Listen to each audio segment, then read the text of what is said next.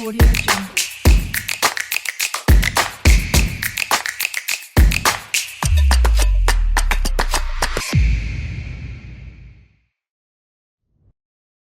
Përshëndetje dhe mirë se po takohemi si gjithmonë me mua Diorën në Dita me ne. Urojmë që edhe këtë herë, si herave të tjera, të urojmë dhe t'ju japim qaste sa më të këndshme dhe sa më pozitive. Përndryshe sot kemi të ftuar profesorin Ilir Sulaj, profesor në Universitetin e Prishtinës, mund të theme ekspert në fushën e arkeologjisë dhe antropologjisë. Për më tepër, profesor Iliri ka studiu dhe ka doktoru në Francë, po besoj që do të na tregoj më shumë edhe për përvojën e tij dhe për departamentin e antropologjisë në përgjithësi. Po shfrytëzoj rastin që ta falenderoj pasi që e kemi sot Ilirin këtu. Faleminderit profesor që ke gjetë kohë për kundër edhe angazhimeve dhe ligjëratave dhe angazhimeve të tjera të virë sot në studio dhe me na shfaq pak a shumë departamentin e antropologjisë dhe aktivitetet që ju i bëni në departament. Faleminderit shumë. Faleminderit ju, kënaqësi të jem sot me ju dhe të flasim për departamentin e antropologjisë. Po, unë e bona një hyrje të shkurtër, po themi, pak duke ju prezantuar dhe juve, po na intereson base për gjithë ata që, sidomos të rinjta, që janë afër ndoshta përfundimit edhe të shkollës së mesme, edhe ndoshta që nuk po e din ende se ku me u kanalizu në jetë. Çka është departamenti i antropologjisë dhe çfarë aktivitete, çfarë lanë dhe çka ofron në përgjithësi si departament? Po, departamenti i antropologjisë në kuadër të Universitetit të Prishtinës ofron një numër të madh të lëndëve të cilat kanë të bëjnë me njeriun, pra vetë antropologjia është studimi i njeriut, dhe programi i studimeve kësaj herë është antropologji dhe trashëgimi kulturore. Pra, në departamentin tonë ka lëndë si hyrje në antropologji, histori e qytetërimeve, hyrje në arkeologji, antropologji e shtetit, e kanunit, e tjerë, pra është një farë lloj ngërthimi mes trashëgimisë kulturore dhe antropologjisë. Nuk është që ka vetëm lëndë dhe tema cilat prekin çështje apo aspekte cilat kanë bëjnë me shqiptarët. Kuptohet antropologjia, studimi i njeriut është shumë gjanë, është internacionale dhe ne mësojmë po ashtu për metodat e antropologjisë e tjerë në kuadër të departamentit tonë, dhe si që thatë edhe ju, është për nxënësit cilët janë duke mbaru shkollën e mesme dhe ndoshta dojnë më ardhë me studiu diçka më interesante, mendoj që ja vlen më ardhë me shiqu se çka ofron departamenti i antropologjisë. Këtë kohën cilën po jetojmë me zhvillimin e madh të inteligjencës artificiale, besoj që studimi i njeriut merr kuptim edhe një herë, sepse janë njerëzit ata cilët po i krijojnë këto aplikacione dhe që po e dëmtojnë në një farë forme studimin apo vetë edukimin, sepse e dim tash është bërë pyetje se sa profesione do të mbijetojnë dhe si do të mbijetojnë, dhe në këtë kohë mendoj që është shumë e rëndësishme që të vijmë ta studiojmë njeriun edhe të kuptojmë se ka po shkon njeriu sot. Kuptohet ne flasim dhe analizojmë dhe mësojmë për njeriun qysh prej kohëve më të kalume e deri me sot. Po, patjetër edhe me qenë se është një ndër ndoshta digët më unike që i kemi në vend dhe ndoshta për shumicën e njerëzve që ende nuk e kanë rastis me ndëgju çka është antropologjia, në fakt tingëllon diçka jashtëzakonisht interesante, kështu që po besoj që edhe interesimi është shtuar për gjatë viteve. Jeni profesor, por me profesion arkeolog. Sa është interesimi për të qenë pjesë e departamentit të antropologjisë dhe ndoshta krejt punat që e bëni në Universitetin e Prishtinës? Unë jam asistent i rregullt në kuadër të departamentit të antropologjisë dhe specifike departamentit tonë është që zakonisht vinë studentë cilët janë të pasionuar rreth studimit të antropologjisë apo arkeologjisë. Nuk është që kemi një numër të madh të studentëve, siç kanë departamente tjera ndoshta, mirë po ata studentë cilët vinë me studiu tek ne e kanë të qartë idenë se për çka po vinë dhe zakonisht kemi studentë tepër të mirë që vinë edhe studiojnë tek ne, dhe kjo është përparësia jonë, edhe pse ndoshta jemi departament i vogël, mirë po e them pa modesti, besoj që cilësia është goxha e mirë. Numri studentëve këtu vitet e fundit ka ra, mirë po interesimi për antropologjinë është në rritje. Në përgjithësi, pra në universitet ka ra numri studentëve, mirë po kemi vërejtë që në departamentin e tonë ka vazhdon të ketë një numër solid të studentëve cilë vinë, po në anën tjetër nuk është që ka nevojë që në departamentin e antropologjisë të vinë të studiojnë të azom 200 student apo 300 student, sepse mjafton një numër prej 30 ose 40 studentëve, cilët mund më ardhë dhe me studiu, edhe cilët në të ardhmen ndoshta mund me gjetë veten në tregun e punës, në muze të ndryshëm, në lokalitete ndryshme arkeologjike,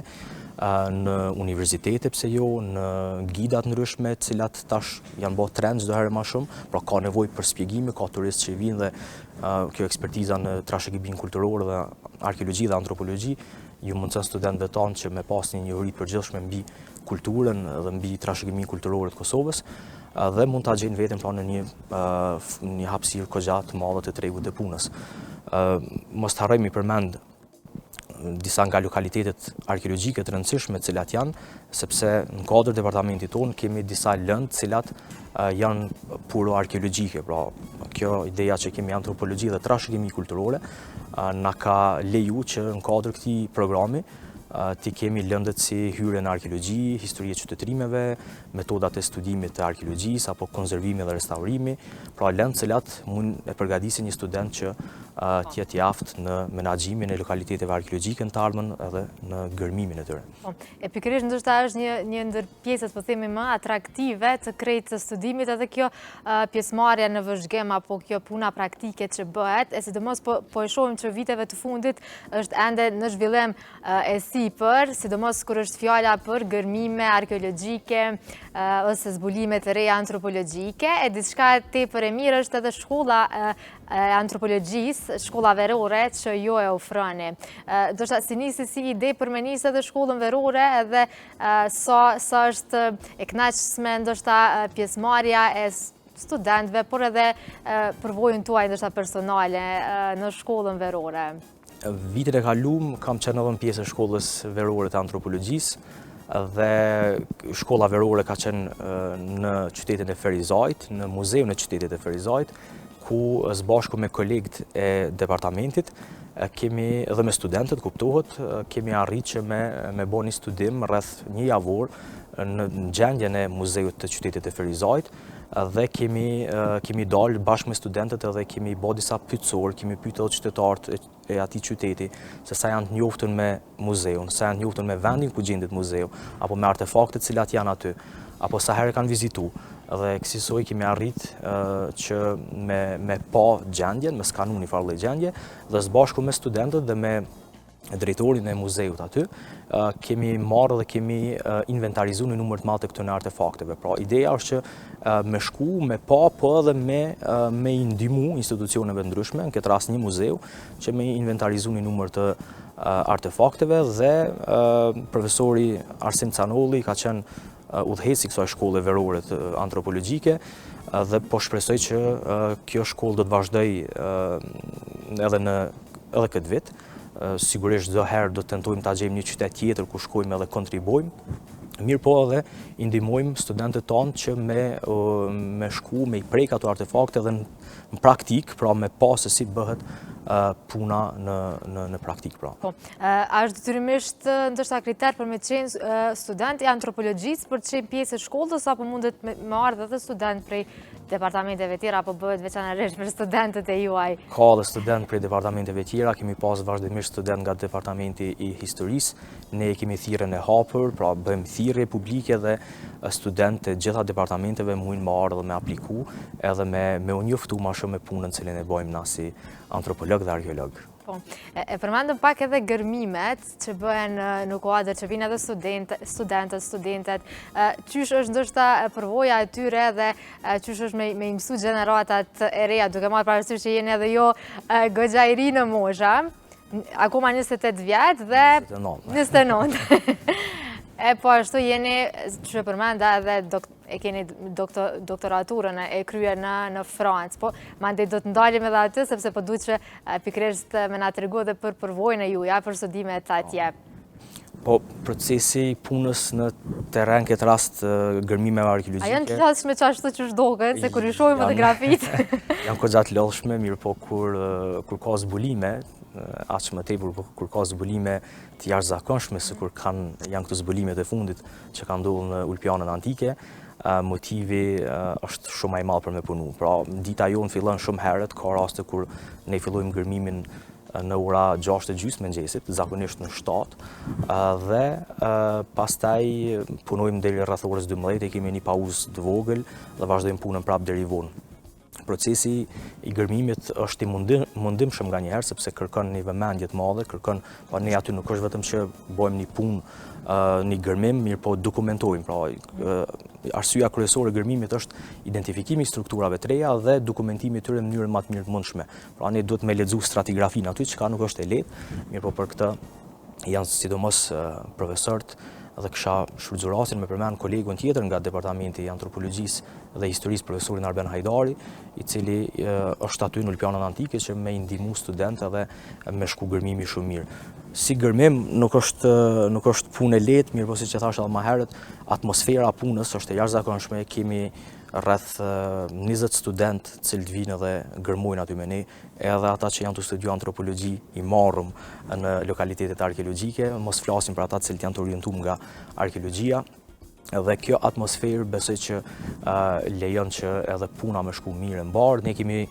si departament, jemi së bashku me Institutin Arkeologjik Kosovës dhe Ecole Normale Supérieure nga Franca, jemi të involvuar direkt në gërmimet arkeologjike që po ndodhin në Ulpianën antike, ku besoj që vlen mu përmend ai mbishkrimi që është zbulu para 2 viteve, ku Justiniani i Madh, së bashku me gruan e tij Teodora, e kanë bërë një dedikim, pra një mozaik, ku kanë shkruar në latinisht që ata dy i dedikojnë për qytetin e Dardanis, siç ata i referohen, ndërtimin e kishave dhe gjithë qytetit, pra që ata i referohen qyteti i Dardanis. Ka qenë një senzacion, pra një mbishkrim tepër i rrallë. Ç'është është për juve ndoshta kur bëhen zbulimet e tilla? Çfarë ndjenja është për një arkeolog ndoshta pikërisht sepse zakonisht nëpër zbulimet e tilla ne zbulojmë se kush ka jetu këtu, kush kemi qenë ne, janë zbulime po themi epokale. Absolutisht, dhe kjo është një farë lloj rikonfirmimi i interpretimit historiografik cilin ne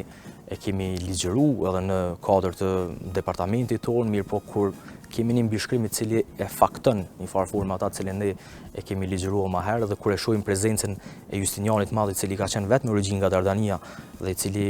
shihet që ka rujt një farë lloj lidhje emocionale me vendin e tij të lindjes, dhe këta e ka transmetuar përmes një mbishkrimi, atëherë është një ndjenjë jashtëzakonisht e mirë sepse puna jonë, sepse historia, antropologjia janë profesione ku interpretimi ka një rëndësi shumë të madhe. Pra, duhet dim bëjmë një interpretim të saktë apo t'ju parafrohemi një interpretim të saktë. Dhe në arkeologji kur kemi një farë lloj vule në një dyshemej, siç është gjetë ai mbishkrim, atë rikonfirmohet krejt ajo punë edhe ai mund gjatë gërmimeve që është bërë, pra është diçka me të vërtetë e jashtëzakonshme. Po, megjithatë, a ka pasur raste kur diçka e zbuluar ndoshta ka dëshmuar të kundërtën e një fakti? Absolutisht, ka vazhdimisht, sa i përket datimit, ka raste kur ne kemi menduar që ta zëm kur kemi punu në podiumin e tempullit, një tempull i pagan në Ulpianën antike, ne kemi gërmu aty për me kuptu datimin që kur është ndërtu tempulli, në themelit e atij tempulli, dhe materiali arkeologjik, këtë rast ceramika, na ka bë me kuptu që ideja që ne kemi pasur, mendimi jonë që ai tempulli takon shekullit të dytë, tashmë është më diskutabile, ndoshta ai takon shekullit të parë. Dhe arsyeja pse gërmojmë është që me i gjetë edhe gabimet ndoshta që i kemi bërë në të kaluarën, sepse e tillë është shkenca, e tillë është arkeologjia. Hulumtimi jonë vazhdon aty për nganjëherë me i përmisu arkeologët cilë kanë gërmuar më herët aty dhe cilë kanë mujtë me bërë ndonjë gabim, qoftë me përmisu vetveten, sepse ne gabojmë, dhe mbi gjitha për me zbulu një qytet, ne e dim që Ulpiana është diku në rreth 120 hektar, gjitha ajo zonë ka qenë qytet 90, vetëm brenda mureve rrethuese është një qytet rreth 35 hektar, ne i kemi zbulu diku në rreth 2-3 hektar. Kështu që pavarësisht gabimeve që ndodhin, principi dhe arsyeja kryesore e gërmimit qëndron në atë që ta zbulojmë sa më shumë këtë qytet, të shohim se çka ka nën muret dhe nën tokën e Ulpianës antike. Dhe kjo është më të vërtet diçka që i nxit edhe studentët, dhe shohim entuziazmin e tyre kur vinë edhe gërmojnë, sepse në vazhdimsi ne jemi duke zbuluar gjëra të reja. Patjetër, është edhe kjo puna ndoshta e monotonisë që shpeshherë me dashje o pa dashje e sillin edhe ligjëratat ndoshta, kështu që puna praktike është padyshim atraktive dhe shumë tërheqëse, po besoj edhe për studentët, po desha mund dal pak edhe tek studimet e juaja, përmendëm pak edhe ato në Francë. Si është me studiu në Francë pikërisht arkeologji, ndoshta me ndo pak nga përvoja juaj atje dhe ndoshta për një mosh goxha të re, po themi, me u bo PhD, është goxha një arritje i lirë. Faleminderit. Po, përvoja në Francë ka qenë shumë e mirë. Franca është një prej vendeve që njihet për traditën në studimet mbi disiplinat shoqërore, në këtë rast edhe mbi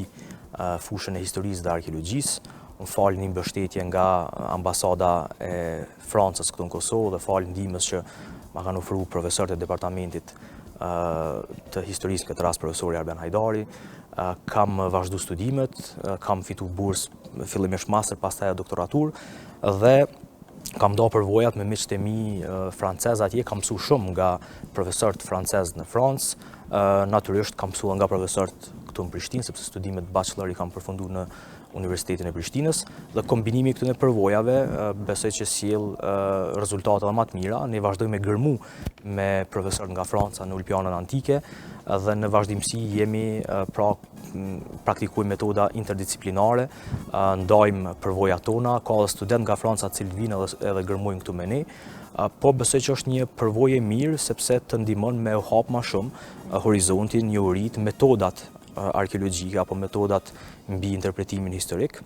dhe jam jashtëzakonisht falënderues për gjithë ato njohuri që kam arrit me marrë gjatë atyre viteve në Francë. Pra fillimisht master,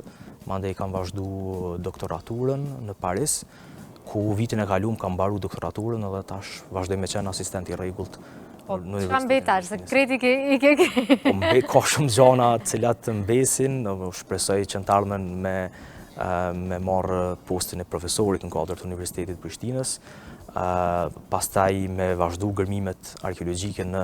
lokalitetet tona, nuk është vetëm Ulpiana,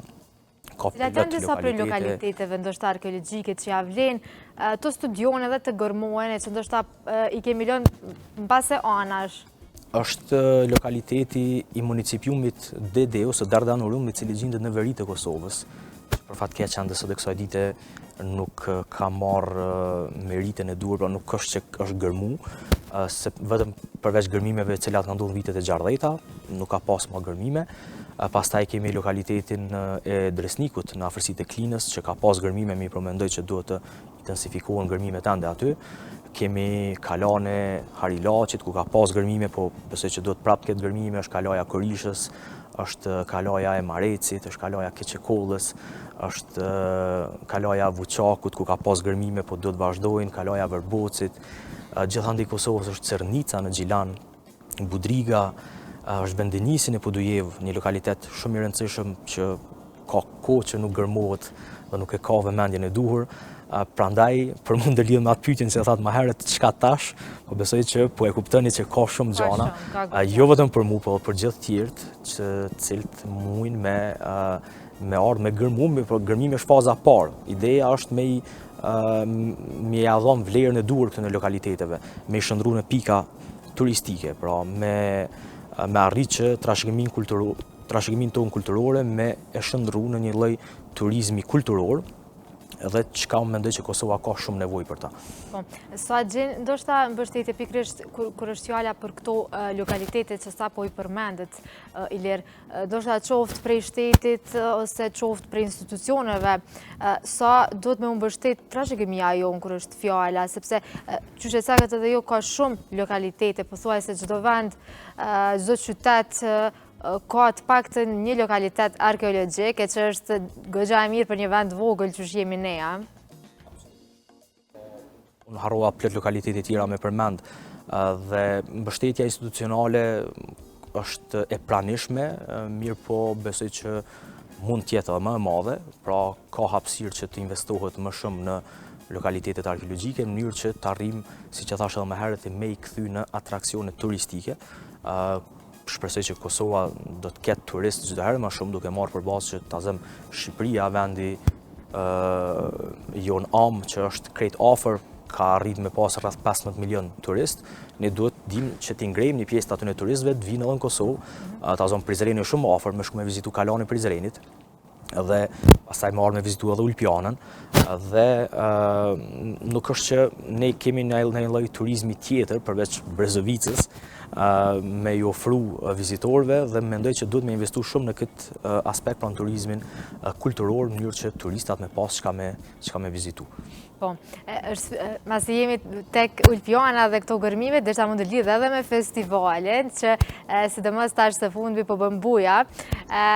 Qysh lindi ideja me bo një festival në Ulpjana, edhe ndoshta me na tregu pak a shumë çfarë aktivitete ka festivali, ku zhvillohet zakonisht, edhe pse jo kur mundemi me qenë edhe ne pjesëmarrës, që me marr pjesë pse jo, me pas një përvojë unike edhe ndryshe nga festivalet që jemi mësuar ndoshta t'i kemi çdo herë. Po dëshmia më e mirë që departamenti jonë është unik është fakti që studentët e departamentit tonë kanë arritur me kriju një festival. Që është bërë nga studentët, a? Nga studentët dhe vazhdon të bëhet nga studentët. Studentët, në këtë rast një studente, cila tash ka mbaruar studimet, Rilinda Xhombala, e ka marrë përsipër që me organizu festivalin dhe është bashku me kolegët e gjitha viteve të Departamentit të Antropologjisë, çdo vit e organizojnë festivalin ku kanë kënde ndryshme në varësi të preferencave cilat i kanë studentët. Azam ka studentë cilët janë të interesuar për lojrat në antikitet, dhe ata kanë për detyrë që të punojnë të këndi tyre që ka të bëjë me lojrat në antikitet. Dikush merret me keramikën, dikush me numizmatikën, etj. Pra është këndi pijeve, këndi ushqimeve, këndi lojrave, këndi keramikës, këndi pikturës, shpresoj që në të ardhmen do të shtohen ndoshta këndi muzikës, etj. Dhe është një festival unik që nuk është organizuar asnjëherë më parë në Kosovë, dhe ne si profesor asistent të departamentit jemi shumë të lumtur që studentë tonë kanë arritur me kriju dhe vazhdojnë me organizu një festival tillë, i cili, siç e thatë edhe ju, ka marrë për masa serioze dhe shpresojmë që të rritet edhe në viteve në vijim. Po i shohim ndoshta edhe këto tryezat dhe seminaret mujore, po themi, që bën në kuadër të departamentit, e që bin besa edhe ligjërues të huaj, mande janë edhe vetë ata profesorët që ligjërojnë. Cila është ideja ndoshta nga seminaret dhe që bën ndoshta hala ma të bukur edhe krejt eksperiencën e studentëve, sepse janë pikërisht ato seminaret ku ndoshta munden edhe me diskutu, me marrë pjesë, me bo pyetje, edhe së fundmi keni qenë edhe jo me një trueza. Seminari i antropologjisë është në funksion të studentëve, përvojat e profesorëve të universitetit tonë, po sidomos në kuadër seminarit tonë shumicën e profesorëve që vinë dhe ligjërojnë i kemi nga vende tjera, është që të ju ofrojnë studentëve atë njohurinë dhe ekspertizën e tyre. Ta zom, para 2 muajsh kemi pas të ftuar profesorin William Van Andringa, i cili ka qenë mentor i studimeve të mia në Francë dhe i cili gërmon në Pompej, i cili ka ardhur dhe ju ka folur studentëve tonë për arkeologjinë e gjestit dhe i ka njoftu studentët se si ai bën gërmimet në Pompej dhe çfarë rëndësie ka Pompej, lokaliteti i famshëm pra Pompej, në studimin arkeologjik dhe në interpretimet e reja arkeologjike. Ka pas një interesim të madh nga studentët për me dëgjuar rreth kësaj ligjërate. Pastaj para disa ditësh, kisha rastin edhe unë të prezentoj në kuadër të seminarit të antropologjisë, ku kam folë më shumë rreth temës time të doktoraturës. Unë kam studiuar rreth aspekteve politike dhe religjioze në Rom, që trajtojnë shekullin ne para i reson dhe ne pas i reson, respektivisht një kolegje religios që quhet Kolegji i Gurve, dhe ku kam bërë një lloj vështrimi mes lidhjes që ka pas në antikitet religionit dhe politika, pra një farë lloj shtresimi apo interface mes religionit dhe politikës në antikitet, dhe një farë lloj reflektimi se si ka vazhdu sot e kësaj dite, si kanë vazhdu me u pa këto aspekte. A janë hala të lidhur, që kanë qenë në shekuj kur po flasim? Për fat mirë, sot nuk janë të lidhura. Në antikitet, në Rom, nuk ka pas vindarse mes religionit dhe politikës, dhe kjo ka shkaktu një farë lloj autoriteti edhe pushteti absolut të individëve cilët duke përdorur religionin dhe duke janë vesh kësaj edhe autoritetin politik, kanë pas prirje edhe janë bërë edhe diktator, pra kemi një rend kogja diktatorial, kurse sot për fat mirë shteti jonë është laik dhe nuk lejon një përzierje mes sferës politike dhe asaj religjioze, sepse për ndryshe besoj që do të ishte problematike. Desha më ndërgjigj sepse pikërisht ndoshta tek pyetja për seminaret, për projektet, ndoshta për edhe punëtoritë që i zhvilloni, që janë mjaft interesante, po ndoshta po kalojmë tek diçka tjetër, e cila është pikërisht edukimi për trashëgiminë kulturore. Ndoshta sa do të ishte e rëndësishme që pikërisht brezat e rinj, duke filluar që prej shkollës fillore, po themi, të kenë një lëndë të trashëgimisë kulturore. Çfarë mendimi keni ndoshta? Sepse e dim që shumë pak ndoshta edhe në plan programet shkollore të arsimit të ulët, edhe atij të lartë, ka shumë pak lëndë që i atribuohen ndoshta pikërisht trashëgimisë kulturore, që në fakt duhet jetë ndoshta qendrore për një plan program shkollor. A do të ishte ndoshta më e udhës po themi që pikërisht qysh prej klasave të para, pse jo të kenë diçka në plan program? Pajtohem plotësisht dhe mendoj që këtu e kemi hub hapin, kur nuk kemi arrit që qysh me kohë m'jau instalu fëmijëve tonë një lloj kujtese, një lloj vedije mbi trashëgiminë kulturore, kur ata rriten është problem që m'jau zgju interesimin rreth kësaj disipline. Me sa di është si lanë zgjedhore në disa shkolla trashëgimia kulturore e Kosovës dhe është një libër tash sfundi i profesorit Arben Hajdari, Arsim Canolli dhe Sedat Baraliu që ofrohet në shkollat fillore dhe të mesme, nëse nuk gaboj, pikërisht rreth kësaj lande, mirë po mendoj që kjo do duhet bëj landë obligative dhe mes tjerave do duhet që nxënësit tonë të shkojnë dhe të vizitojnë lokalitetet arkeologjike më shumë. Ta zom ne deri vonë jemi dëshmitar të asaj që kur në gjeneratën në kohën time, kur kemi shku dhe kemi bërë ato ekskursionet e famshme, neve na kanë dërgu në ose në Gërmi ose në një kopsh zoologjik dhe nuk na kanë dërgu në lokalitete arkeologjike ose në muzej. Dhe mendoj që kjo nuk duhet të ndodhë më, nxënësit tanë duhet të shkojnë të vizitojnë muzejt, parqet arkeologjike, lokalitetet arkeologjike dhe të njoftohen më shumë me të kaluarën e vendit tonë. Kështu që pajtohem plotësisht është nevojë urgjente që nxënësit të edukohen më shumë rreth trashëgimisë tonë kulturore. Dhe festivali, po ashtu Ulpiana Fest, është një farë lloj shkolle formacionit, sepse vitin e kaluar ka pas punëtori të cilat i kanë organizuar studentët, punëtori mbi qeramikën, numizmatikën dhe pikturën, ku nxënësit kanë mujt ata vetë me tentu me punu me qeramik ose me numizmatik. Kjo është një mënyrë që qysh në start, qysh herët, m'ja ngjizë aty në këtë dëshirën dhe pasionin për trashëgiminë kulturore edhe arkeologjinë. Dhe mbi gjitha kanë ardhur për festival, po e kanë vizituar një park arkeologjik. Patjetër. Edhe ndoshta me këtyre trajnimeve të zakonshme që po i kemi sot, pa dashme i bën ndoshta antireklam, qoftë me teknologjinë, pse jo me u zhvillu dikon tjetër edhe me pas në trurin ndoshta në puna. Desha mund dali lirë pikërisht edhe tek studimet, pra tek ato që ofrohen në departament, sa është rritur numri ndoshta me vitet e kaluara, sepse përmendu në fillim që ka pas një numër të shtuar, mirë po sa po interesohen ndoshta të rinjit për trashëgiminë kulturore, në përgjithësi, jo vetëm studentët në departamentin e antropologjisë, që domosdoshmërisht janë të interesuar, po në përgjithësi, sa mendon që të rinjt qoftë edhe të rriturit, se jo vetëm ata, po për shembull kemi raste kur një turist na ndal në rrugë na pyet ku është muzeu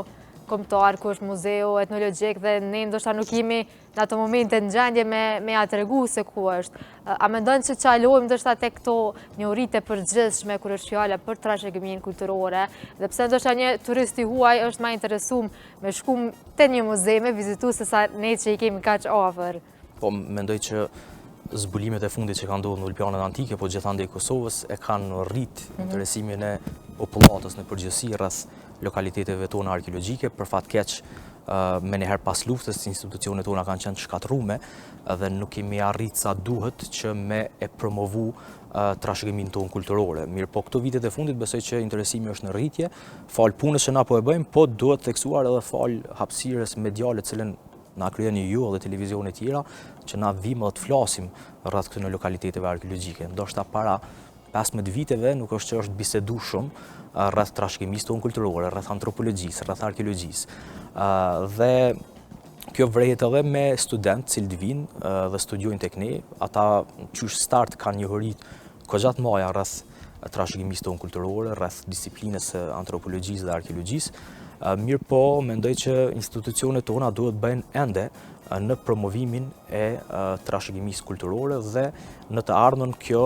besoj që është ajo, duhet ishte ajo vula apo identiteti jonë kulturor, janë lokalitetet tona arkeologjike, janë muzejt tonë dhe duke fillu prej shkollave që këto vizita duhet t'i bëjmë obligative, pastaj edhe me promovimin që e bëjmë, besoj që në të ardhmen, brenda disa viteve, nëse kjo pyetja na bëhet në rrugë që ku janë muzejt tona, besoj që ne do të kemi më shumë njohuri, do të dimë që spjegojmë më shumë edhe të huajve, po të dimë edhe për vetveten, më shumë për lokalitetet tona, edhe për trashëgiminë. Që mos më bohora.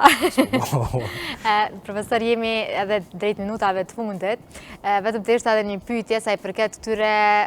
dezinformatave ose keq kuptimeve që ne mund t'i kemi, po me qenë se jeni ekspert i fushës,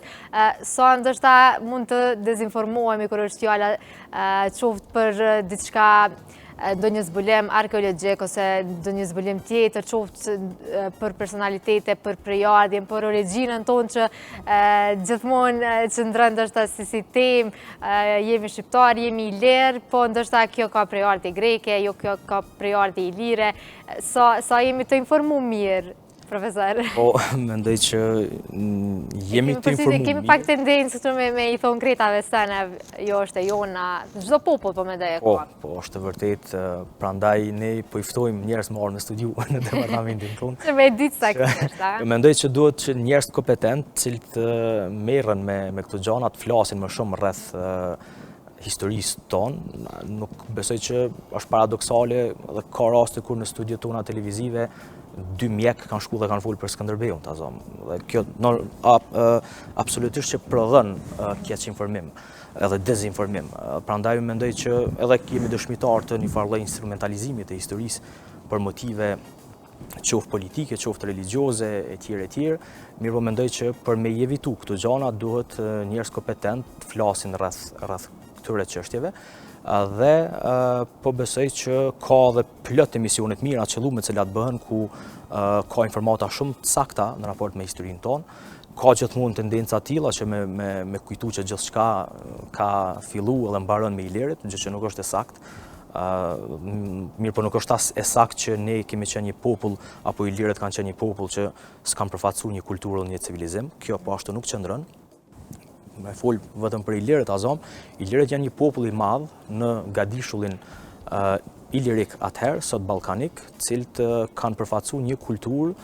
edhe një civilizim kogja solid për kohën. Pra kanë qenë